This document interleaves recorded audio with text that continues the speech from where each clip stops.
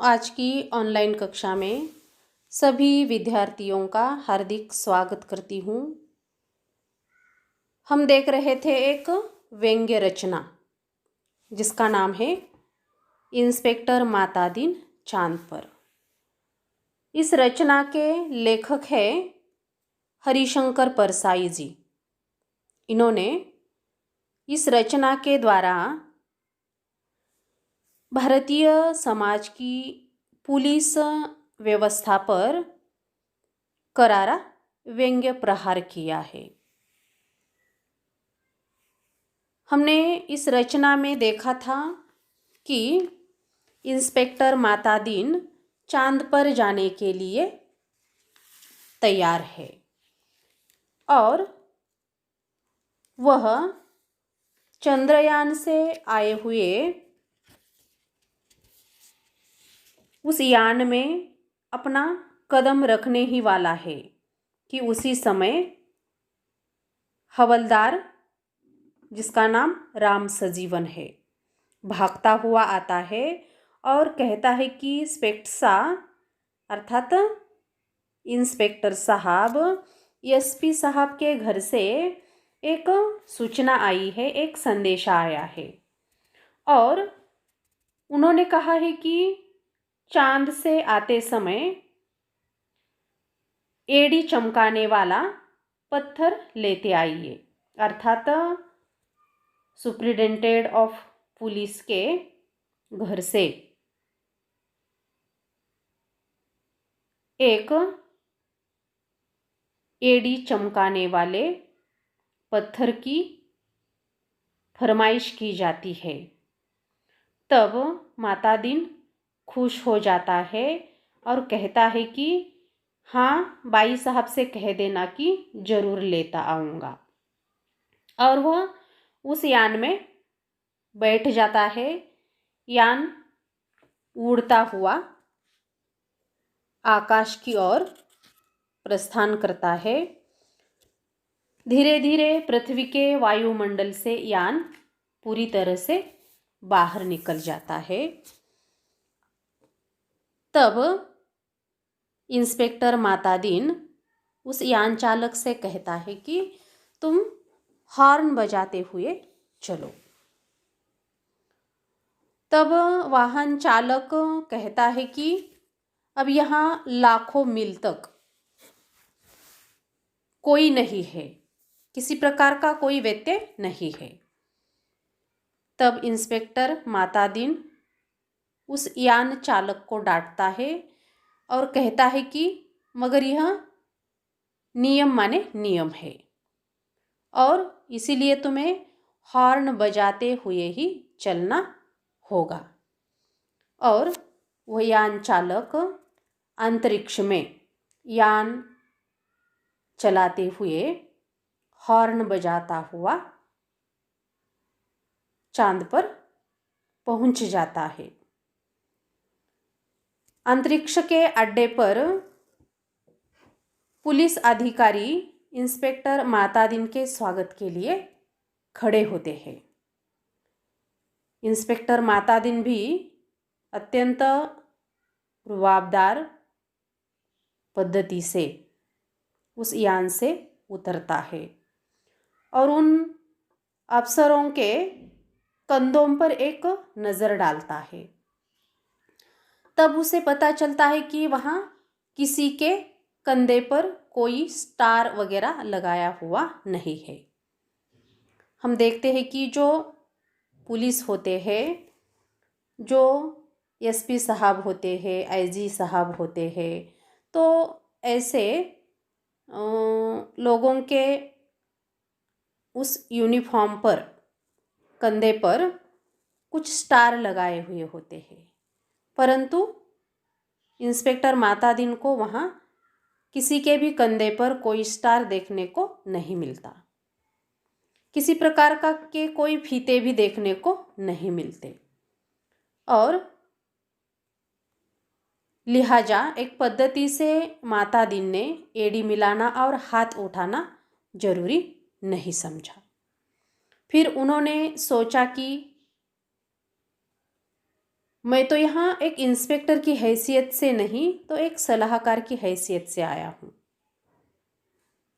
तब माता दीन को वे लोग लाइन में ले गए और एक अच्छे बंगले में उन्हें रखा गया। उनकी व्यवस्था एक अच्छे बंगले में कर दी गई। एक दिन आराम करने के बाद फिर माता दीन ने अपना काम करना शुरू किया। पहले तो उन्होंने पुलिस लाइन का दौरा किया, मुलाहजा लिया और शाम को उन्होंने फिर आईजी साहब से कहा, इंस्पेक्टर जनरल जिसको हम निरीक्षक कहते हैं, तो उन्होंने उनसे कहा कि आपके यहाँ पुलिस लाइन में हनुमान जी का एक भी मंदिर नहीं दिखाई दे रहा है। हमारे राज में तो हर पुलिस लाइन में एक हनुमान जी का मंदिर होता है। तब आईजी साहब कहते हैं कि हनुमान कौन थे ये तो हम जानते भी नहीं है। तब माता दीन इंस्पेक्टर कहता है, हनुमान का दर्शन करना कर्तव्यपरायण पुलिस वाले के लिए बहुत ज़रूरी होता है। हनुमान सुग्रीव के यहाँ स्पेशल ब्रांच में थे और उन्होंने ही सीता माता का पता लगाया था। एब्डक्शन का मामला था, इसीलिए दफ़ा 262 के तहत इस दफ़ा का मामला दर्ज किया गया था और हनुमान जी ने रावण को उसी दफ़ा के तहत सज़ा भी वही दे दी थी। सज़ा क्या दी थी? तो उसकी प्रॉपर्टी में आग लगाई थी और पुलिस को यह अधिकार होना भी चाहिए कि अपराधी को पकड़ा जाए और तुरंत वहीं की वहीं सज़ा दी जाए। इतना अधिकार पुलिस को होना आवश्यक है। अदालत में जाने का कोई झंझट नहीं। मगर यह जो व्यवस्था है अभी हमारे रामराज में भी चालू नहीं हुआ है और हनुमान जी के काम से भगवान रामचंद्र बहुत ही खुश हो गए थे और उन्होंने ही हनुमान जी को अयोध्या लाया था और ड्यूटी पर तैनात कर दिया गया था। वही हनुमान हमारे आराध्य देव है और मैं उनकी फ़ोटो लेता आया हूँ। आते समय ही मैंने उनकी फ़ोटो लाई है। उससे मूर्तियाँ बनवाई जाए और हर एक पुलिस लाइन में एक मंदिर बनाकर उस मूर्ति को स्थापित किया जाए। इस प्रकार से यह सलाह मशवरा इंस्पेक्टर माता दीन आईजी साहब से करता है। फिर थोड़े ही दिनों में जैसे चांद की हर पुलिस लाइन में हनुमान जी का एक अच्छा मंदिर बनाया जाता है और उस हर एक मंदिर में हनुमान जी की मूर्ति स्थापित की जाती है। माता जी उन कारणों का अध्ययन कर रहे थे कि चांद पर जो पुलिस थी वह पुलिस इतनी लापरवाह क्यों थी, इतनी आलसी क्यों थी और वह अपराधों पर ध्यान क्यों नहीं देती थी, क्यों किसी आरोपी को जल्दी से पकड़ नहीं पाती थी। कोई कारण उसको नहीं मिल पाता है कि वहाँ की पुलिस में ऐसा क्यों था। और एकाएक इंस्पेक्टर माता दीन की बुद्धि में एक युक्ति सूझती है और वह अपने मुंशी से कहता है कि जरा तनख्वाह का रजिस्टर लाओ और वो मुंशी तुरंत तनख्वाह का रजिस्टर देता है। माता दीन इंस्पेक्टर उस रजिस्टर को सूक्ष्मता से देखता है और समझ जाता है। उसके समझ में आता है कि चांद की जो पुलिस व्यवस्था है वह इतनी लापरवाह क्यों है। उसका कारण वह उस रजिस्टर में से पकड़ लेता है और शाम को पुलिस मंत्री से कहता है कि मैं समझ गया कि यहाँ आपकी जो पुलिस है वह इतनी मुस्तैदी क्यों है, इतनी लापरवाह क्यों है। आप इतनी सारी तनख्वाह उन्हें देते हैं, इतनी बड़ी मात्रा में तनख्वाह वेतन उन्हें देते हैं, इसलिए ये सिपाही को 500 है, हवलदार को 700 है, थानेदार को 1000 है। ये क्या मजाक रखा है। आखिर पुलिस जो है तो इसी कारण लापरवाह हुई है, क्योंकि उनको जो तनख्वाह है, जो वेतन है, वो बहुत अधिक मात्रा में है।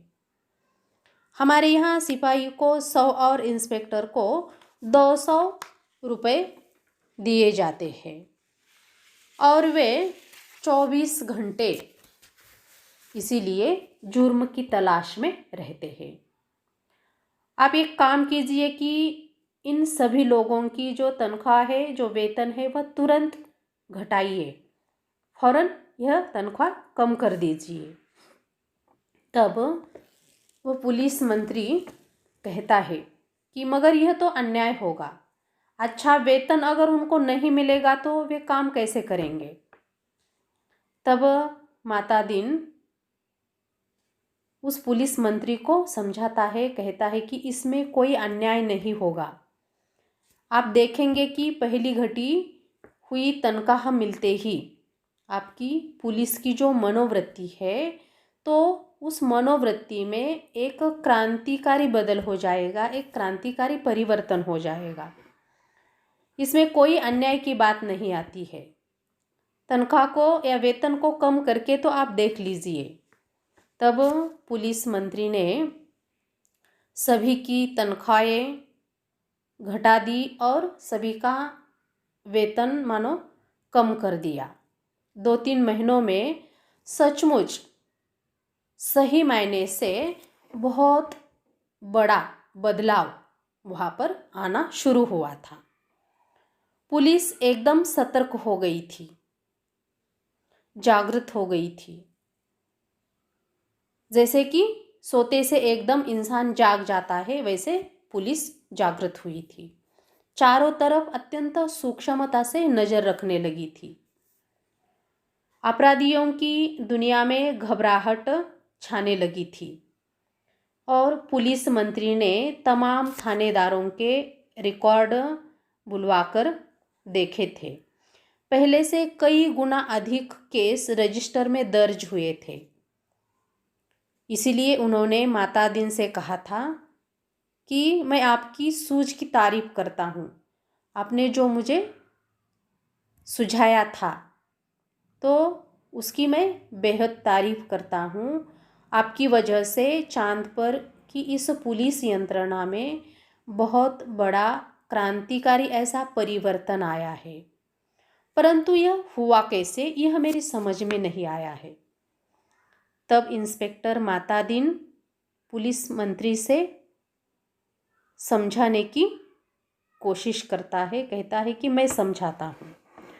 बात बहुत ही साधारण है, एकदम मामूली बात है।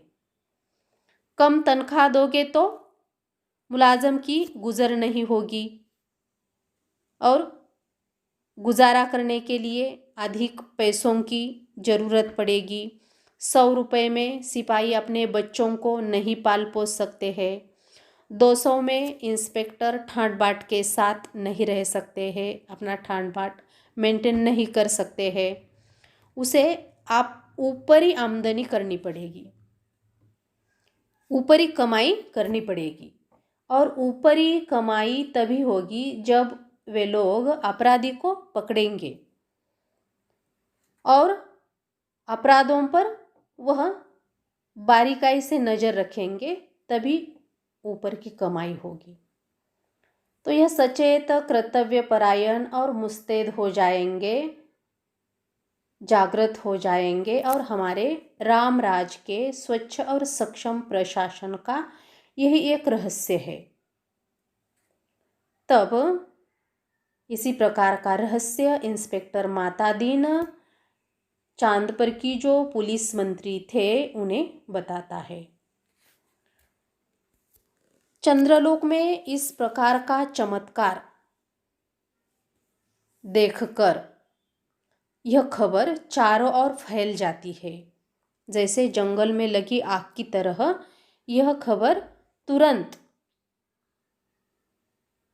चारों ओर फैल जाती है और लोग माता दिन को देखने के लिए आने लगते हैं कि वह आदमी कैसा है जो तनख्वाह कम करके भी सक्षमता ला रहा है।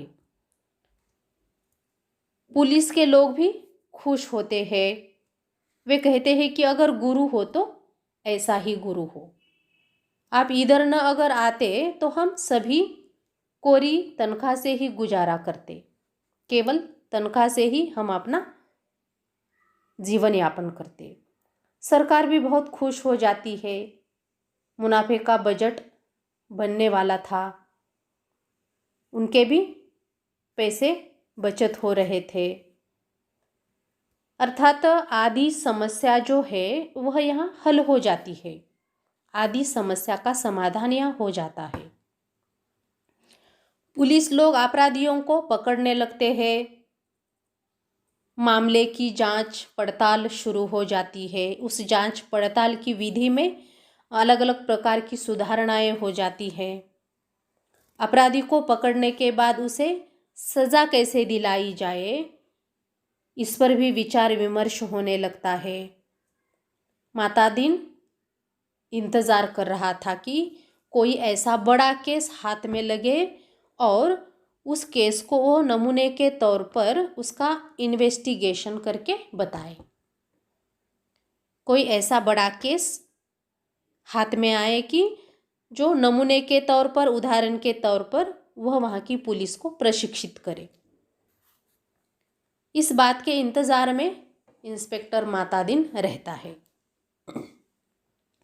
एक दिन आपसी मारपीट में एक आदमी मारा जाता है और माता दिन कोतवाली में आकर बैठ जाता है और कहता है कि नमूने के लिए इस केस का इन्वेस्टिगेशन मैं करता हूँ।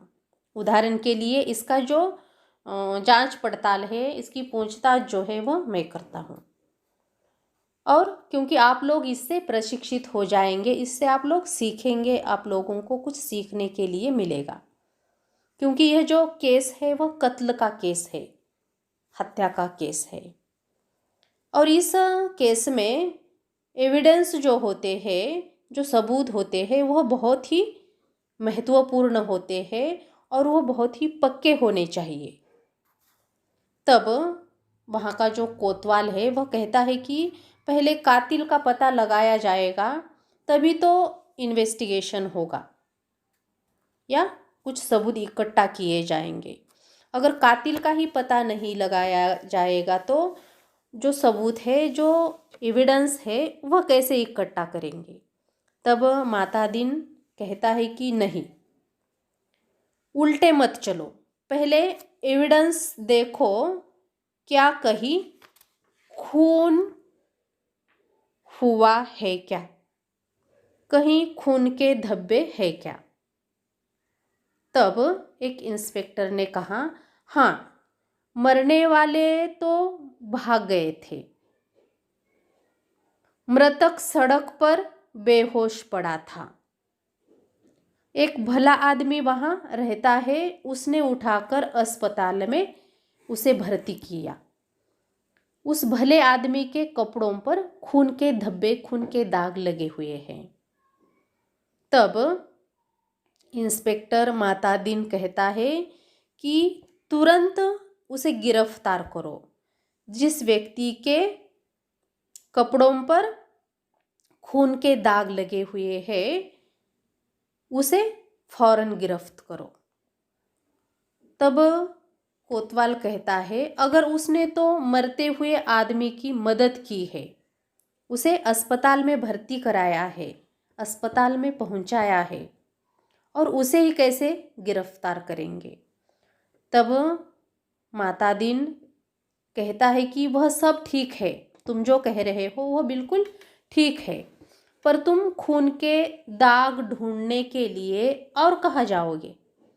जो एविडेंस मिल रहे हैं उसे तुम पहले अपने कब्जे में करो।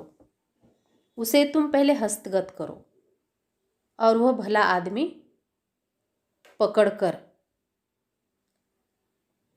बुलवा लिया जाता है और जैसे भी उसे बुलवा लिया जाता है वह कहता है कि मैंने तो मरते हुए आदमी को अस्पताल में भर्ती कराया है, इतना ही मेरा कसूर है।